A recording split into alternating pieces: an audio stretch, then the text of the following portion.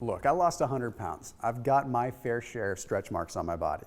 And I did my due time when it came down to loose skin as well.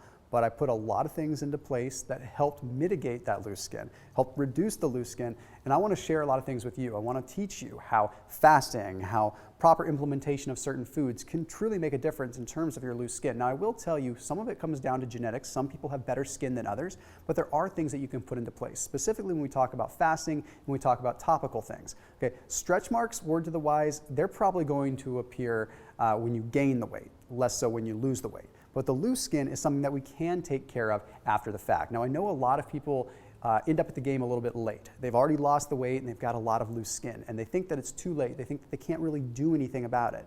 Well, I'm here to tell you that's not necessarily the case. It may go a little bit slower for you, but you can reduce that loose skin. You can get rid of that. But the best course of action is to try to take these measures into place as you're losing weight. So let's go ahead and let's break it down. The first thing I want to talk about is how fasting does affect loose skin. I think one of the biggest reasons that I didn't end up with a lot of loose skin was because I implemented so much in the way of fasting. And fasting activates a lot of autophagy. We're finding out that autophagy is key to basically keeping our skin healthy but preventing loose skin, okay? Because autophagy is very critical in collagen formation and collagen utilization within the body. There's a study that was published in the Biochemical and Biophysical Communications Journal that found that as people age, the fibroblasts, which are a portion of our collagen, start to age, of course, and therefore resulting in lesser amounts of autophagy occurring. So what that means is as our collagen ages, it has less of an ability to recycle itself. So we end up kind of down this path of we get older and we have less ability to actually keep our collagen healthy.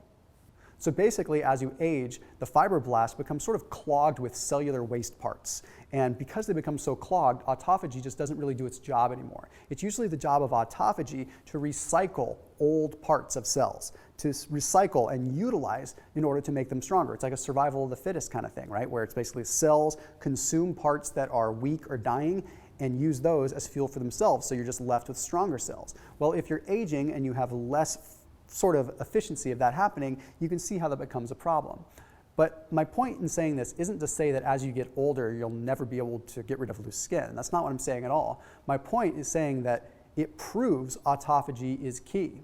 We're finding for sure that now that we see that the reason that people end up with loose skin and the reason that people end up with saggy skin as they get older is because the lessened amount of autophagy. So if we can just increase the amount of autophagy, that might improve. It's all about that ratio of waste production to autophagic flux, basically how much autophagy. So if we have more waste occurring, but less autophagy, clearly we have a problem.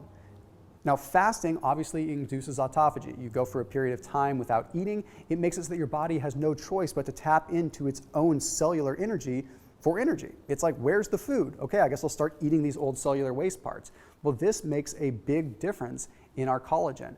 So it's not about just our body literally eating up the excess skin. That's not what's happening at all. It's eating up the cellular waste that frees up the collagen to get elasticity again. So we're not magically eating our skin when we're fasting. That's not the case at all. We're eating the waste that's allowing the elastic component of the collagen to come back to life, giving our skin elasticity again, in the same way that a good moisturizer will tighten up the skin. It's simple as that. Now, we'll talk about specific ways to induce autophagy a little bit later in this video. Now let's talk about some other pieces that relate with collagen a little bit more too. Okay, so we have to look at consuming vitamin C. One of the things that I didn't do when I was losing weight was get adequate amounts of my vitamins and minerals, and I honestly think that I would have made a bigger impact on my body if I had paid attention to that. You see, now, knowing what I know now, collagen is pretty interesting. Collagen requires vitamin C. So rather than just consuming a bunch of collagen and hoping for the best, I'm a big fan of trying to get your body what it needs to support collagen production and formation in the body. So vitamin C is required to form the structures that collagen forms. So collagen needs vitamin C to actually build the scaffolding. So when we're talking about skin structure, muscle structure, things like that, we need vitamin C for that. So whatever you have to do that, okay, whether it's going to be supplementation or food, it all depends if you're on a ketogenic diet or whatever. Another thing that I would recommend is getting some berries in. Okay, anything that's going to have what's called ellagic acid. Berries are one of the highest forms of ellagic acid. And what that does is it slows down the breakdown of collagen. Okay, so when you're losing weight and you have lots of excess skin forming because the fat's going away, you need to take extra efforts to reduce collagen breakdown. And no amount of collagen coming in your body is going to help the breakdown. You need to do what you can in the way of diet to help improve how your body supports that breakdown, or stops that breakdown, I should say. Okay, so berries, since they contain ellagic acid, are very, very powerful at that. Another thing is going to be high amounts of garlic. Now, this isn't any kind of just random stuff. I'm not just randomly grabbing foods that I think have small components that'll help you out here. These, when it comes down to supporting collagen formation and stopping the breakdown, these are the best ones. So garlic is high in caffeic acid. Caffeic acid has a similar effect to ellagic acid. So we're, again, stopping the breakdown of collagen, which allows the collagen that is coming in the body to actually do a job of repairing. So the next piece that we have to talk about is what you can do topically. Okay, we know that fasting is going to be good. We know that consuming the right kind of things to give you the ellagic acid and the vitamin C are good. Okay, but what about topically? Okay, well, here's the thing. When I was losing weight, I was always big on moisturizing my skin. That was one thing that I paid attention to, probably because I had a lot of doctors and health experts in my corner at that time, so I knew how important it was. And I also was young enough to realize that, wow, okay, I've got a lot of life ahead of me. I don't want to end up with saggy, loose skin. So I moisturized like crazy. But here's the thing. People tend to think that moisturizing is only important if you're gaining weight. Okay, pregnant women, if their tummies are getting bigger, they're going to use moisturizer to make sure they don't get stretch marks. But we have to think of moisturizing as important when we're losing weight too.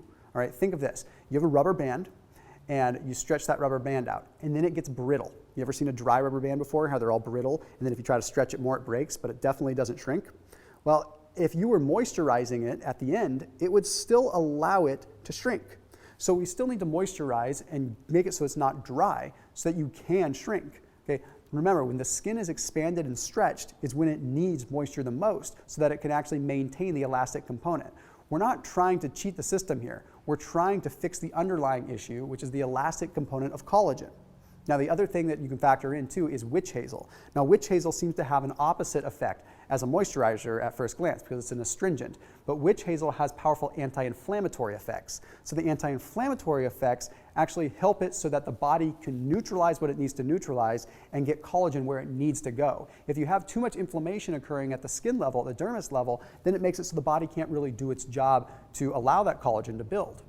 So 10 years ago when I was losing weight, I didn't have access to the things that I have access to today. And if I could have done things differently 10 years ago, I would have been using a moisturizer and would have been using a soap that didn't have all the chemicals in it. Okay, I was focused on the moisturizer, but I wasn't focused on what I was putting in my body at that point in time. It took me years to figure that out. So I wanted to give a big shout out to Dr. Squatch. So Dr. Squatch has focused on soaps and shampoos and things like that for men, but they do it in a really clean way. It's a totally underserved market, so I'm glad that they're there because there are a lot of men that really needed moisturizers and needed good soaps and shampoos and things like that that didn't have just cruddy ingredients in them. So Dr. Squatch is really, really good stuff. We're talking about just the basic stuff to give you the saponins that you need to create that moisture in your skin to help prevent stretch marks and help prevent the loose skin. So I highly recommend that you give them a shot. Super, super clean stuff that's going to help you out with your skin elasticity, but stuff that you can use safely every day, whether it's for washing your face or especially for areas that you're expecting to lose a lot of weight. So for example, if you're losing a lot of weight in your midsection, you may want to lather up that area a little bit more. So you make sure that you're getting extra moisturizer there so that the collagen has a chance to recover. Remember, if we moisturize the skin, then the skin has the elasticity to actually allow collagen to rebuild.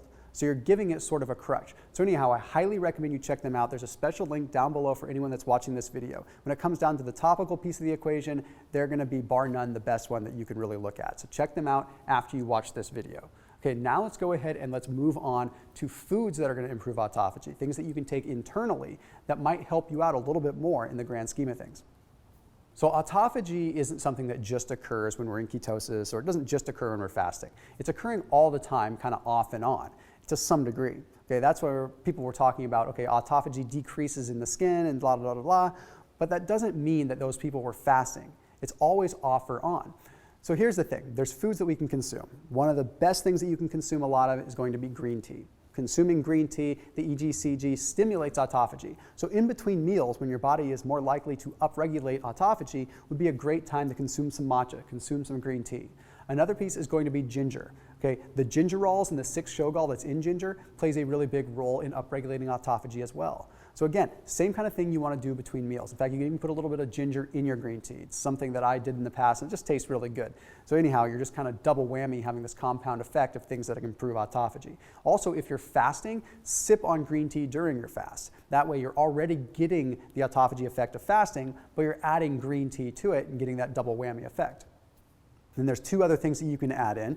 Curcumin is going to make a big difference, and then reishi mushroom is another big one. That kind of works at almost a genetic level. Helps our gene expression to turn on that collagen activation so we can start rebuilding collagen the way that we need to. Okay? You're never too old for this. You can absolutely restore your collagen. You can absolutely restore your skin. If you're a little bit older and you've had loose skin for a long time, you may need to do some more aggressive fasting, meaning you might need to fast for 24, 48 hours a few times per month, or do it a little bit more often. The longer the fast, the more autophagy you're going to have, up until about 72-ish to 96 hours. And then it starts to kind of taper a little bit. So you might want to consider doing some longer fasts. The important thing is that you don't do it too frequently. Okay? I'd rather you do longer fasts somewhat infrequently than do really short fasts all the time. Okay, it's just a little bit better of a pattern to get into, and it allows your body to stimulate that autophagy that's going to allow you to heal your skin. And newsflash, it's not going to magically heal it.